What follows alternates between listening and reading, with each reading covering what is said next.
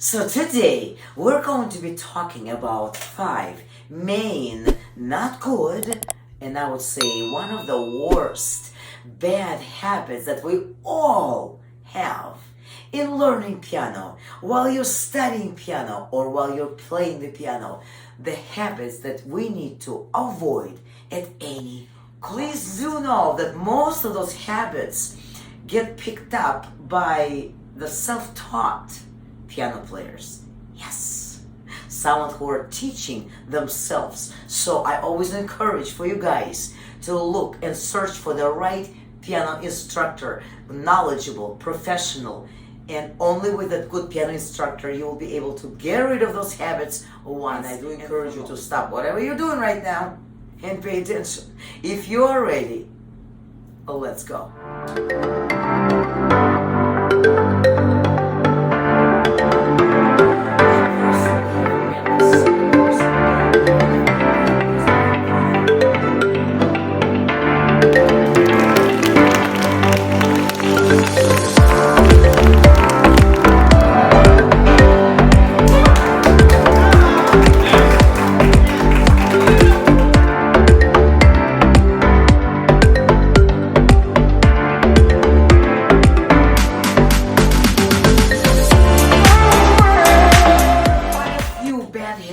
Which are so easy to pick up when we're learning piano. Very easy. And it's common. They're very common, so do not feel bad.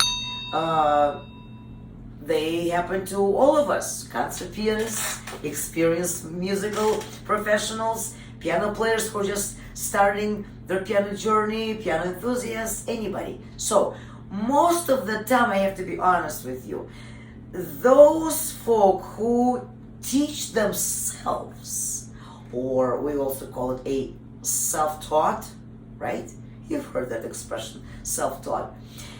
Those are the ones who mostly pick up on those bad habits. Sadly, to let you know that, but I'm sure you can understand that yourself, that when you are not under the guidance of a good, educated, experienced, possibly and preferably concert performer pianists themselves, if you're not studying under their professional guidance, of course it's much easier to pick up those bad habits. Wouldn't you agree? Okay, getting right down to business. The first, foremost, bad habit we need to avoid in studying piano. Number 1, playing too fast. Yes, I'm sure you have heard that before. I'm sure possibly your piano instructor told you, don't play fast, play slow. And yet, we're so mesmerized and so anxious, so eager to say, learn that brand new song we've been always dreaming to learn, that we rush into possibly listening to that song on YouTube or any other platform, right? We would love to learn it as fast as possible. Do you recall yourself getting behind the wheel for the very first time when you were just studying how to drive the car? Did you start at a faster speed? God forbid. No. It takes us a while to gain the speed, to gain that confidence, to drive full speed on a highway. How in the world can you achieve a good quality, and I'm talking high class, highest level or highest caliber of quality in playing piano, whether you would like to be a professional performer or just a piano lover, piano enthusiast? It doesn't matter. On my channel, I teach the right way. So we will never drive our car fast right away. So we will never play the song fast right away. Another reason I have observed over the course of close to 30 years of my teaching my students and performing myself on stage experience till today's current days that I'm actively performing today. A student starts listening to those YouTube songs, to songs on different websites. What it does, it kind of contributes to developing that bad habit, to start playing it too fast or up to speed too early on, too early in the process of your natural, healthy, high quality studying. When you watch or listen someone else perform a piece of music that you are dreaming or studying to learn, it's training you to copy the performer, to copy their playing, to copy their style, to copy their tempo. Copying versus learning yourself, versus going through that normal, healthy, and so good for you learning process. Good learning, healthy process of learning the material on your own. So copying versus actually learning.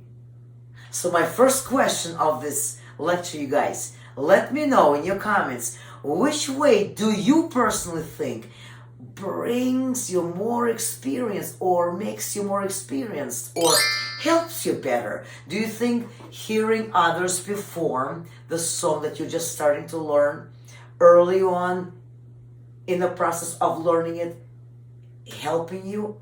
Or you think your own natural process of learning it on your own prior to hearing any other folks performing it? Which works better for you?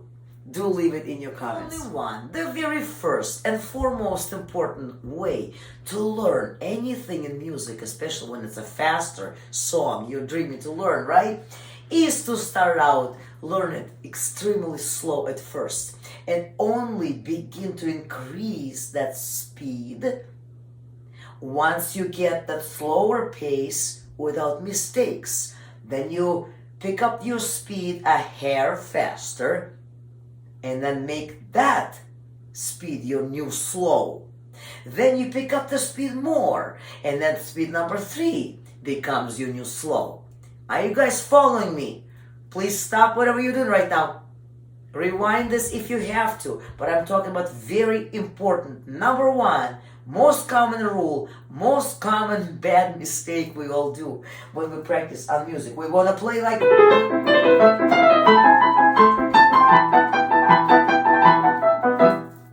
Not gonna happen. What do? First,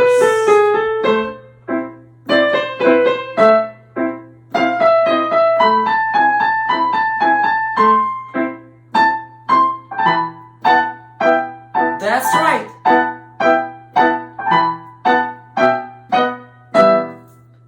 And not a hair faster. Yeah. Number 2, guys. Very common, and my goodness, being talked about quite a bit lately. What is playing too loud mean to you? Leave in your comments, you guys. Share with one another, because some folks are wondering, what do you experience when you hear someone playing and you consider it too loud, uncomfortable? What is that? Too loud. And we have so many different folks who are joining in and watching this channel and your guys' own journey. What is playing too loud for you? Too loud means what? Not good? Okay, here's an example.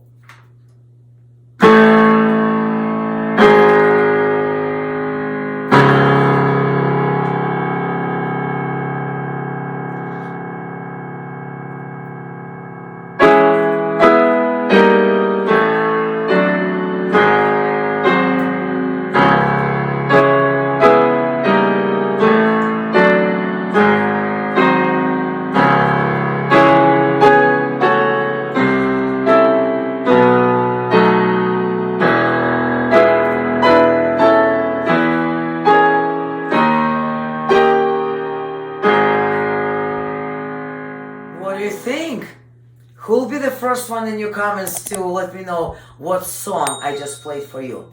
Did it sound too loud? What is too loud? Is that sounding harsh? Loud versus strong. Repeat what I just said.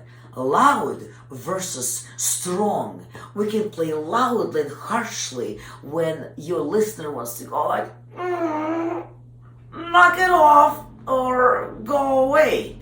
We don't want that reaction, do we? We want to enjoy. We want to be able to envision what the song is about, to be with your performer on the same page and possibly paint a picture of what the song is about. When it's too loud and you want to do like this, not good. Play too soft. It sounds too boring or too bland. Oh. And you know what the reason is? I truly believe. The reason is, when you hear a piano player performing too harshly, too loudly, or too soft when it becomes boring, is because no one had told them that they're playing too harsh. No one has indicated that that loudness is not good. It's going to make people scream and want to leave the concert hall. What do we do in order to play loud and not sounding harsh? I like to call it playing it strong versus loud. Loud like 3/4 in that example I just showed you live. This is from Sergei Rachmaninov, Prelude. Loud versus strong.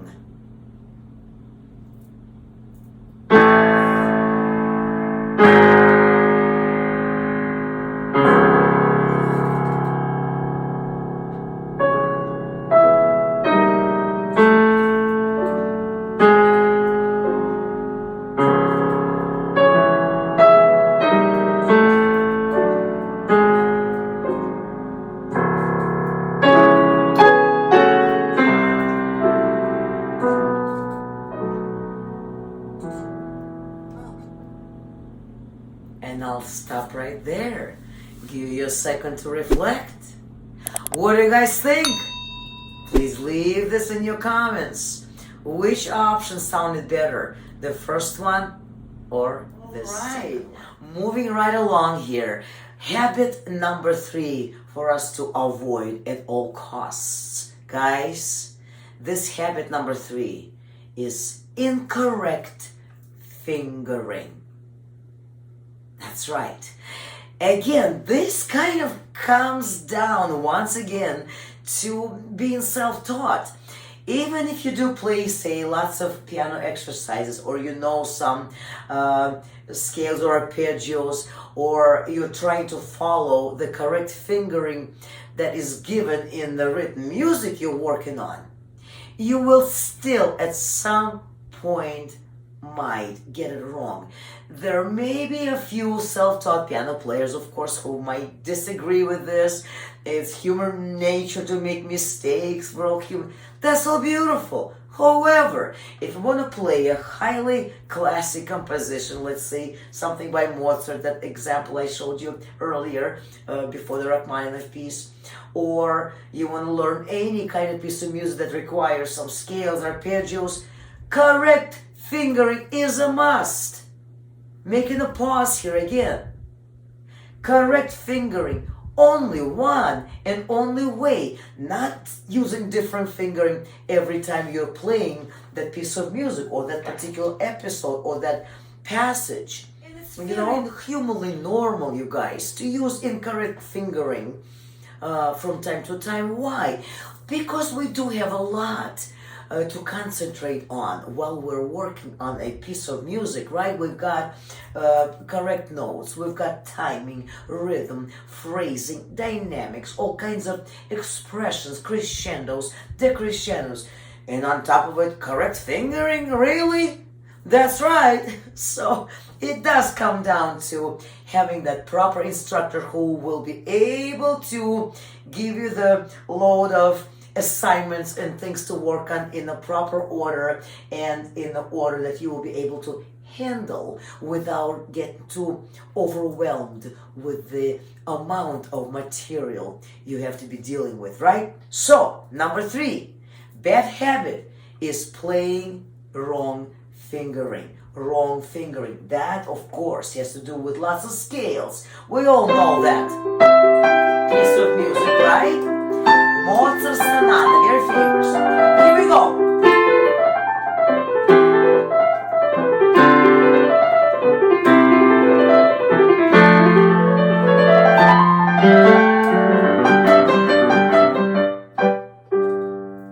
And I'll stop right there. That episode that I just played earlier, and so on, you heard me, right? This is the example of the only way you can learn your finger is the correct way. A lot of times, composers, including Mozart, including Johann Sebastian Bach, who never bothered writing out all those fingers numbers for you to help you out, they didn't care. They wrote genius music and they just left it at this, right? So now we're looking into some specific editors. Editors who add their dynamics, add their fingers numbers. So the goal is to avoid a bad habit is not to play one fingering one time and then different fingering the other time. So I highly recommend, of course, old-fashioned way, using the pencil or whatever you use for your iPad and write out the fingering. That again will be more than helpful and more productive than ever if you do have that correct and right, proper, professional piano instructor who will guide you through every passage, who will write out all the fingers that you will have to be responsible to memorize. That's right. So incorrect fingering is the bad habit number 3. All right, moving along. Avoid the habit number 4. What is it? It's pretty simple. This habit is pretty common for all of us, guys. Not just beginners, all piano players, all musicians. We either ignore, not because we mean to ignore, we just do ignore or not paying attention, right? Or misunderstand the expression of the given song we're working on. Expression, dynamics, lots of signs and symbols written in our music, such as staccato, legato, slurs, crescendos, diminuendos, accelerandos, and so on and so forth.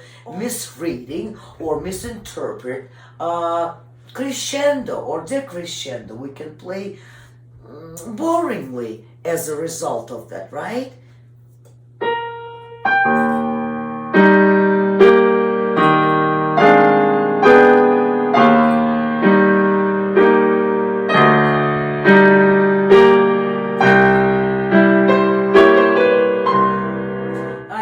Continue, it's bad version.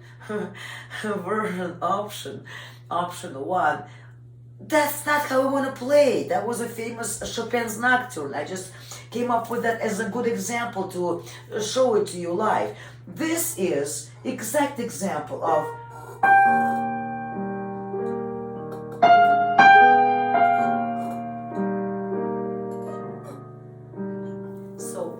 did. I played with expression, I played with feeling, I played with dynamics. A lot of it in Chopin's music is luckily written out for us in the music. However, most of the time it's not written out in such detail. When do we crescendo? When do we decrescendo? When we play louder? When do we play softer? When do we pick up the speed a bit to create that, rubato? Or when do we compensate and kind of pull back a bit? Again, the right, professional, and highly educated instructor comes into the picture, who will be able to point those things once out. Again, my encouragement for all of you guys to do your research in order to find that right instructor who will be able to hear that themselves, to perform that for you, so you can actually see them perform and hear that for yourself, what dynamics and those little details like slurs soft, louder, getting crescendo, getting softer, legato, staccato, all of those can be very easily missed, right? And only with a good instructor, you will never miss those details. So finally, guys, are you ready for the bad habit number 5? Believe it or not, it sounds simple. However, a lot of us kind of forget about that very important habit, and therefore it contributes to not the most perfect or best quality of your performance. Ready? Avoiding habit number 5. Sitting too close. That's right. Or too far. The answer would be different for everyone. Ideally, okay, we do want to sit far enough away from the keys that your arms are parallel to the floor. Okay, arms ideally should be parallel. To sit on your piano bench, you have to sit almost on the edge of your piano bench. I currently do not have piano bench to show it to you. I have an office stool, doesn't matter, but sitting on the edge is important and makes all the difference in the world. Why? Because of the leverage. Where's the leverage? Where's your main body weight concentrated in right now? Is it sitting deeply on your bench like this and play like this? What do you have left? What strength do you have left for your arms to exude any kind of tone or decent music from the piano? No. We're sitting on the edge of the piano bench. Yeah. That way, you've got a lot more body weight sent into your arms, rather than your whole body weight is concentrated in you know what. What you're sitting on the bench with, right? So, slide yourself to the edge of your piano bench or whatever you're sitting on in order to give the leverage to extort the beautiful deep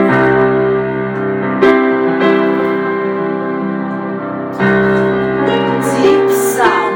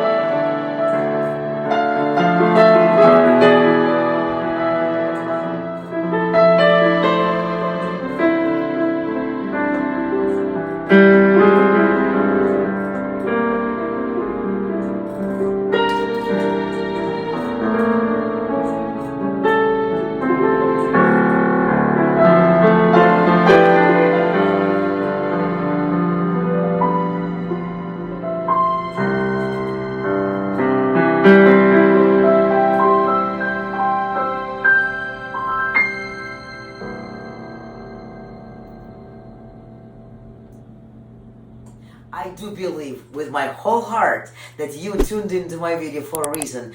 Possibly my video came up on the right side of your screen among those recommended videos for you guys. Piano students who are calling and inquiring for that one-on-one coaching. Way to go, guys. Thanks for spreading that word.